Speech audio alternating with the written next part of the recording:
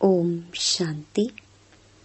22 जनवरी 2023 अव्यक्त बाप दादा के महावाक्य। ओरिजिनल डेट 25 नवंबर 1993। सहज सिद्धि प्राप्त करने के लिए ज्ञान स्वरूप प्रयोगी आत्मा बनो। आज ज्ञान दाता वरदाता अपने ज्ञानी तू आत्मा, योगी तू आत्मा बच्चों को देख रहे हैं। हर एक बच्चा ज्ञान स्वरूप और योग युक्त कहाँ तक बना है। ज्ञान सुनने और सुनाने के निमित्त बने हैं, वह ज्ञान स्वरूप बने हैं। समय प्रमाण योग लगाने वाले बने हैं, वह सदा योगी जीवन अर्थात हर कर्म में योग युक्त युक्ति युक्त स्वतः वह सदा के योगी बने हैं। किसी भी ब्राह्मण आत्मा से कोई भी पूछेंगे कि ज्ञानी और योगी हैं तो क्या कहेंगे? सभी ज्ञानी और योगी हैं ना। ज्ञान स्वरूप बनना अर्थात हर संकल्प, बोल और कर्म समर्थ होगा। व्यर्थ समाप्त होगा, क्योंकि जहाँ समर्थ है वहाँ व्यर्थ हो नहीं सकता। जैसे प्रकाश और अंधियारा साथ साथ नहीं होता, तो ज्ञान प्रकाश है, व्यर्थ अंधकार है। वर्तमान समय व्यर्थ को समाप्त करने का अटेंशन रखना है। सबसे मुख्य बात संकल्प रूपी बीज को समर्थ बनाना है। अगर संकल्प रूपी बीज समर्थ है तो वाणी, कर्म, संबंध सहज ही समर्थ हो ही जाता है। तो ज्ञान स्वरूप अर्थात हर समय, हर संकल्प, हर सेकंड समर्थ। योगी तो आत्मा सभी बने हो, लेकिन हर संकल्प स्वतः योग युक्त युक्ति युक्त हो, इसमें नंबरवार हैं। क्यों नंबर बने? जब विधाता भी एक है, विधि भी एक है, फिर नंबर क्यों? बाप दादा ने देखा योगी तो बने हैं, लेकिन प्रयोगी कम बनते हैं। योग करने और कराने दोनों में सभी होशियार हैं। ऐसा कोई है जो कहे कि योग कराना नहीं आता?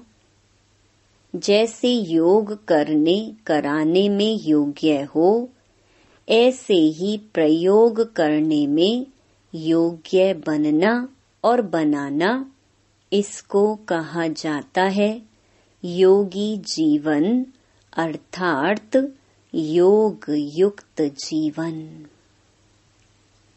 अभी प्रयोगी जीवन की आवश्यकता है। जो योग की परिभाषा जानते हो, वर्णन करते हो, वो सभी विशेषताएं प्रयोग में आती हैं। सबसे पहले अपने आप में यह चेक करो कि अपने संस्कार परिवर्तन में कहाँ तक प्रयोगी बने हो, क्योंकि आप सबके श्रेष्ठ संस्कार ही श्रेष्ठ संसार के रचना की नींव हैं। अगर नींव मजबूत है तो अन्य सभी बातें स्वतः मजबूत हुई ही पड़ी हैं। तो यह देखो कि संस्कार समय पर कहाँ धोखा तो नहीं देते हैं। श्रेष्ठ संस्कार को परिवर्तन करने वाले कैसे भी व्यक्ति हो, वस्तु हो, परिस्थिति हो, योग के प्रयोग करने वाली आत्मा को श्रेष्ठ से साधारणता में हिला नहीं सकते। ऐसे नहीं कि बात ही ऐसी थी, व्यक्ति ही ऐसा था, वायुमंडल ऐसा था, इसलिए श्रेष्ठ संस्कार को परिवर्तन कर साधारण व व्यर्थ बना दिया। तो क्या इसको प्रयोगी आत्मा कहेंगे? अगर समय पर योग की शक्तियों का प्रयोग नहीं हुआ तो इसको क्या कहा जाएगा?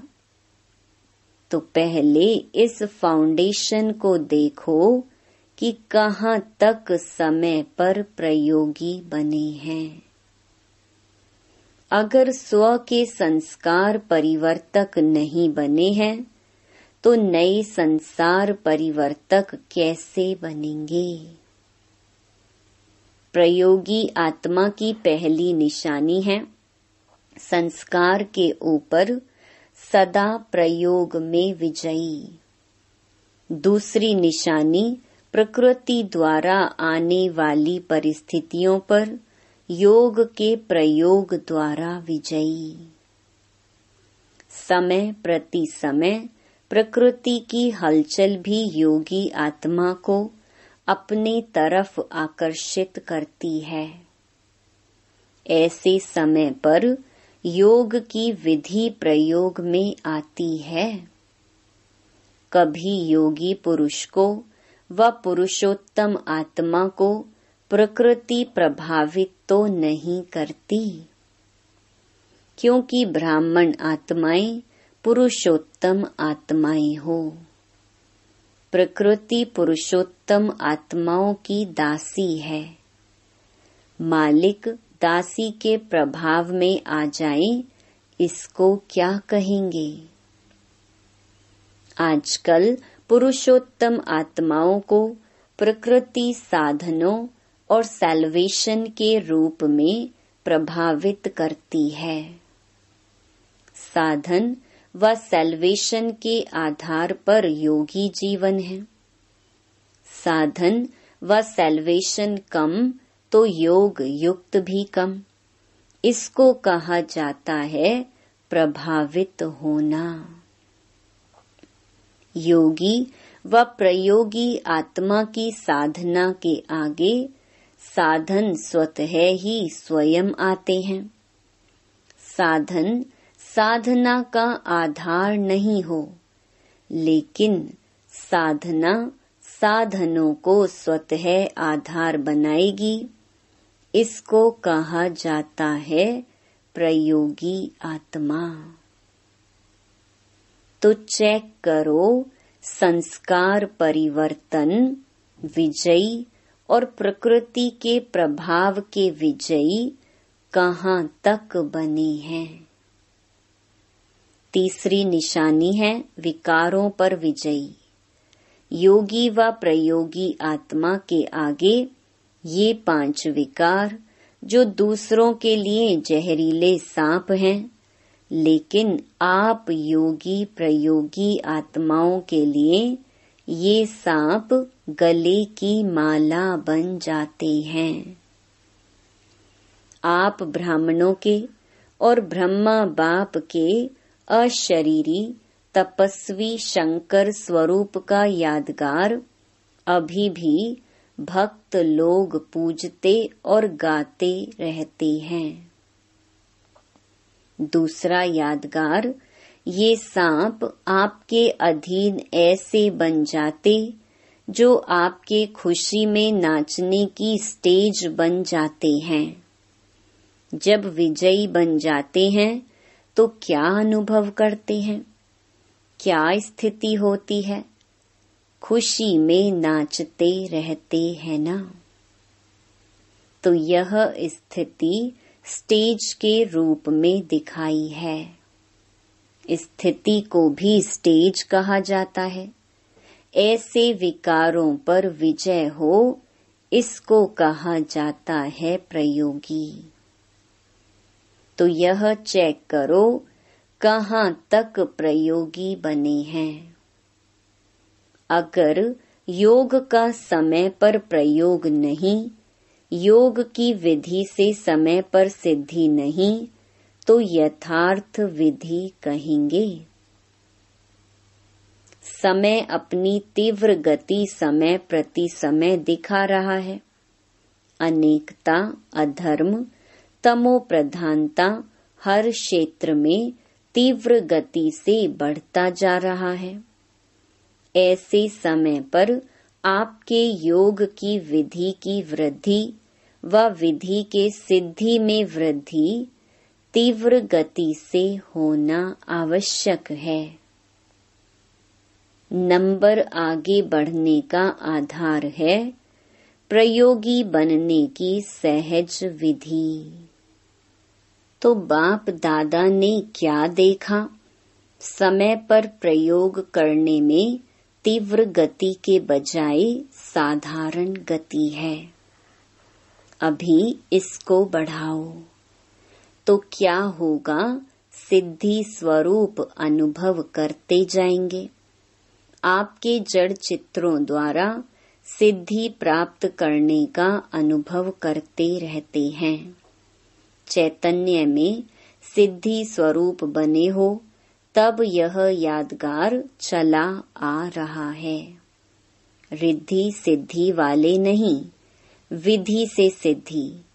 तो समझा क्या करना है सब कुछ, लेकिन समय पर प्रयोग करना और प्रयोग सफल होना, इसको कहा जाता है ज्ञान स्वरूप आत्मा। ऐसे ज्ञान स्वरूप आत्माएं अति समीप और अति प्रिय हैं। अच्छा, सदा योग की विधि द्वारा श्रेष्ठ सिद्धि को अनुभव करने वाले, सदा साधारण संस्कार को श्रेष्ठ संस्कार में परिवर्तन करने वाले, संस्कार परिवर्तक आत्माओं को सदा प्रकृति जीत, विकारों पर जीत प्राप्त करने वाले विजयी आत्माओं को, सदा प्रयोग के गति को तीव्र अनुभव करने वाले ज्ञान स्वरूप योग युक्त योगी आत्माओं को बाप दादा का याद, प्यार और नमस्ते। 24 नवंबर को 2 कुमारियों के समर्पण समारोह के बाद रात्रि 10 बजे दादी ऑलराउंडर ने अपना पुराना चोला छोड़ बाप दादा की गोद ली। 25 तारीख दोपहर में उनका अंतिम संस्कार किया गया। सायंकाल मुरली के पश्चात दादियों से मुलाकात करते समय बाप दादा ने जो महावाक्य उच्चारे वह इस प्रकार हैं। खेल में भिन्न भिन्न खेल देखते रहते हो, साक्षी हो खेल देखने में मजा आता है ना। चाहे कोई उत्सव हो, चाहे कोई शरीर छोड़े, दोनों ही क्या लगता है? खेल में खेल लगता है, और लगता भी ऐसे ही है ना जैसे खेल होता है और समय प्रमाण समाप्त हो जाता है। ऐसे ही जो हुआ सहज समाप्त हुआ तो खेल ही लगता है। हर आत्मा का अपना अपना पार्ट है। सर्व आत्माओं की शुभ भावना, अनेक आत्माओं की शुभ भावना प्राप्त होना, यह भी हर आत्मा के भाग्य की सिद्धि है। तो जो भी हुआ, क्या देखा? खेल देखा या मृत्यु देखा? एक तरफ वहीं अलौकिक स्वयंवर देखा और दूसरे तरफ चोला बदलने का खेल देखा। लेकिन दोनों क्या लगे? खेल में खेल। फर्क पड़ता है क्या? स्थिति में फर्क पड़ता है। अलौकिक स्वयंवर देखने में और चोला बदलते हुए देखने में फर्क पड़ा। थोड़ी लहर बदली हुई कि नहीं? साक्षी होकर खेल देखो तो वो अपने विधि का और वो अपने विधि का। सहज नष्टो मोहा होना, यह बहुत काल के योग के विधि की सिद्धि है। तो नष्टो मोहा, सहज मृत्यु का खेल देखा। इस खेल का क्या रहस्य देखा? देह के स्मृति से भी उपराम। चाहे व्याधि द्वारा, चाहे विधि द्वारा, और कोई भी आकर्षण अंत समय आकर्षित नहीं करे। इसको कहा जाता है सहज चोला बदली करना। तो क्या करना है? नष्टो मोहा। सेंटर भी याद नहीं आए। टीचर्स को देखते हुए ऐसे नहीं कोई जिज्ञासु याद आ जाए, कोई सेंटर की वस्तु याद आ जाए, कुछ किनारे किया हुआ याद आ जाए। सबसे न्यारे और बाप के प्यारे। पहले से ही किनारे छूटे हुए हों। कोई किनारे को सहारा नहीं बनाना है, सिवाय मंजिल के और कोई लगाव नहीं हो। अच्छा, निर्मल शांता दादी से मुलाकात।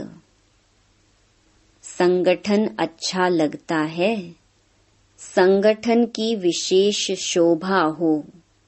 सबकी नजर कितने प्यार से आप सबके तरफ जाती है। जब तक जितनी सेवा है, उतनी सेवा शरीर द्वारा होनी ही है। कैसे भी करके शरीर चलता ही रहेगा। शरीर को चलाने का ढंग आ गया है ना। अच्छा चल रहा है क्योंकि बाप की और सबकी दुआएं हैं। खुश रहना है और खुशी बांटनी है, और क्या काम है। सब देख देख कितने खुश होते हैं, तो खुशी बांट रहे हैं ना। खा भी रहे हैं, बांट भी रहे हैं। आप सब एक एक दर्शनीय मूर्त हो। सबकी नजर निमित्त आत्माओं तरफ जाती है तो दर्शनीय मूर्त हो गए ना। अच्छा, अव्यक्त बाप दादा की पर्सनल मुलाकात। पहला, ब्राह्मण जीवन का आधार याद और सेवा। ड्रामा अनुसार ब्राह्मण जीवन में सभी को सेवा का चांस मिला हुआ है ना, क्योंकि ब्राह्मण जीवन का आधार ही है याद और सेवा। अगर याद और सेवा कमजोर है तो जैसे शरीर का आधार कमजोर हो जाता है तो शरीर दवाइयों के धक्के से चलता है ना। तो ब्राह्मण जीवन में अगर याद और सेवा का आधार मजबूत नहीं, कमजोर है, तो वह ब्राह्मण जीवन भी कभी तेज चलेगा, कभी ढीला चलेगा, धक्के से चलेगा। कोई सहयोग मिले, कोई साथ मिले, कोई सरकमस्टेंस मिले तो चलेंगे, नहीं तो ढीले हो जाएंगे। इसलिए याद और सेवा का विशेष आधार सदा शक्तिशाली चाहिए। दोनों ही शक्तिशाली हों।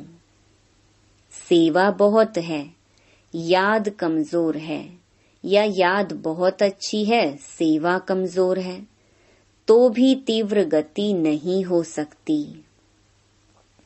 याद और सेवा दोनों में तीव्र गति चाहिए, शक्तिशाली चाहिए। तो दोनों ही शक्तिशाली हैं या फर्क पड़ जाता है?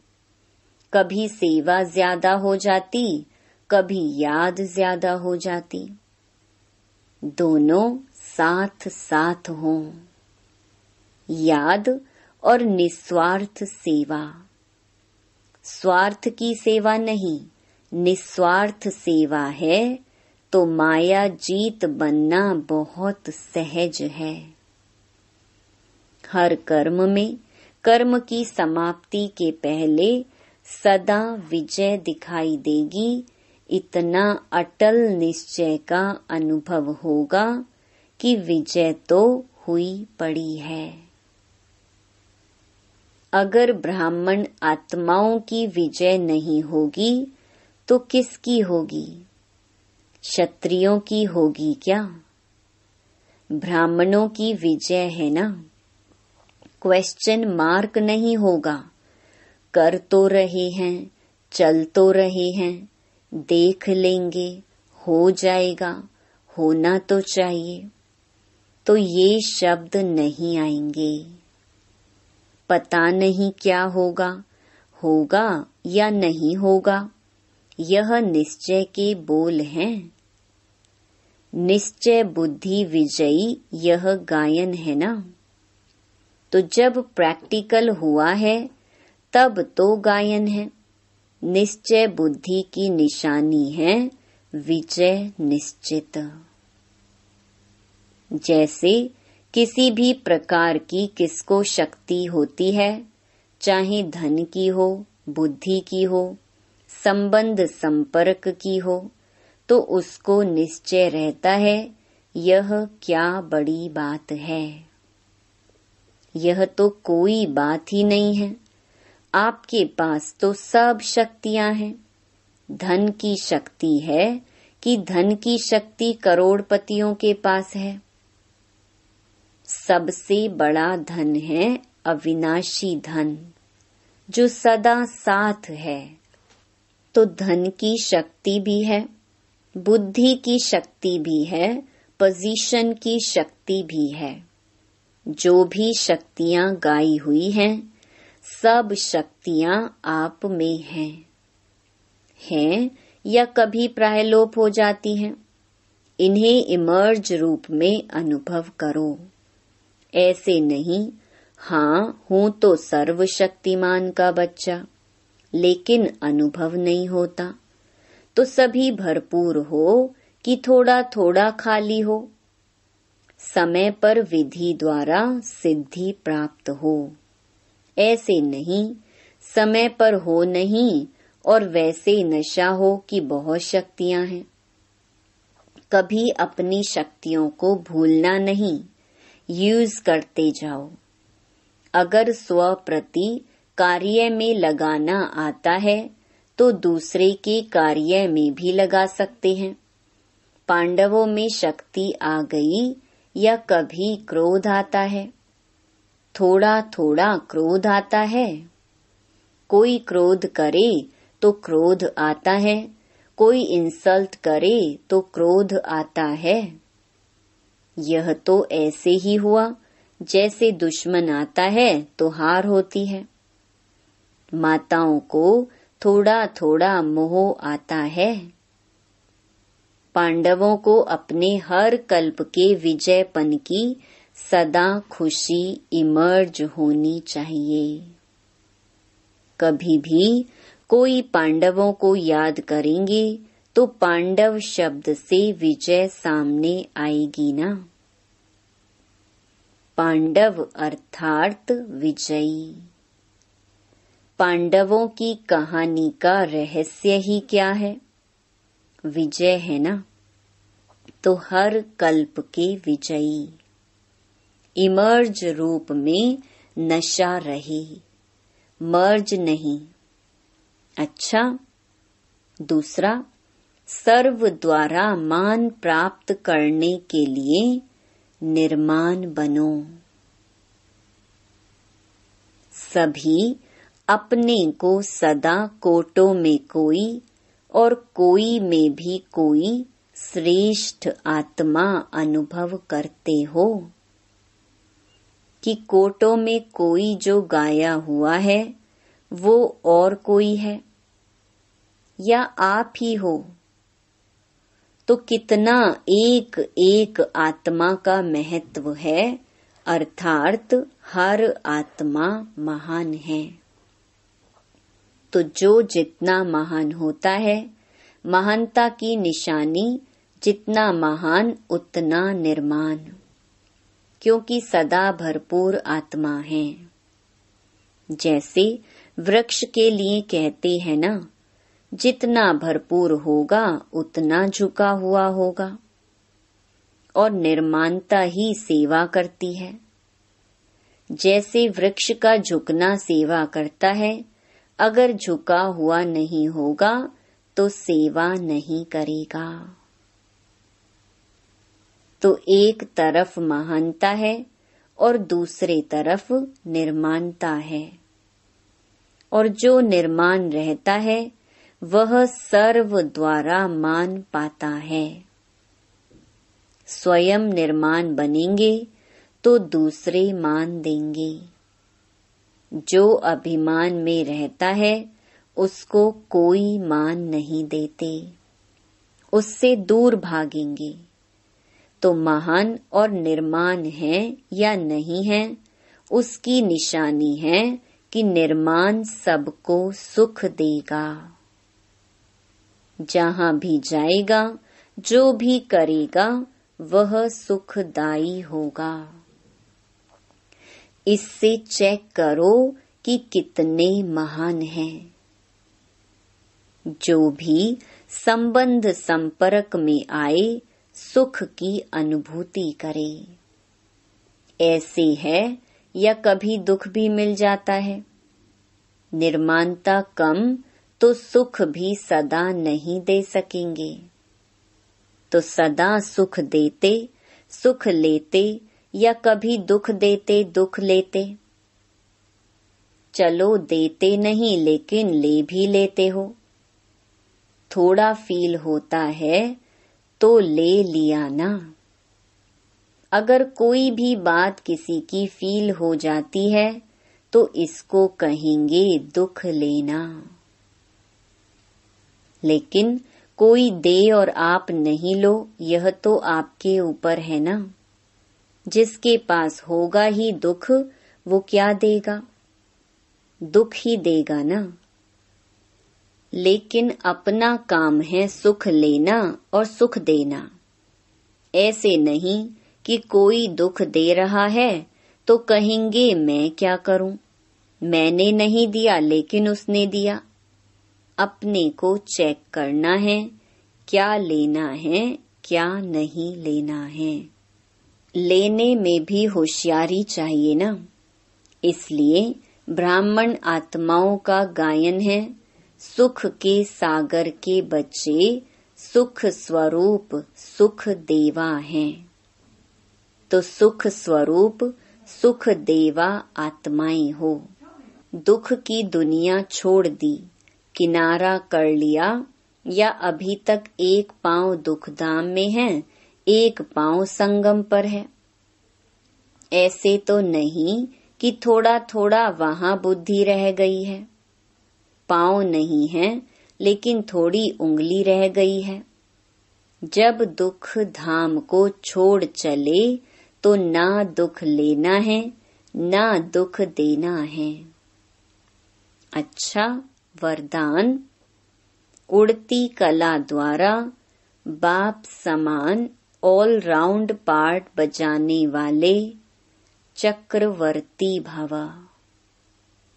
जैसे बाप ऑल राउंड पार्ट धारी है, सखा भी बन सकते तो बाप भी बन सकते।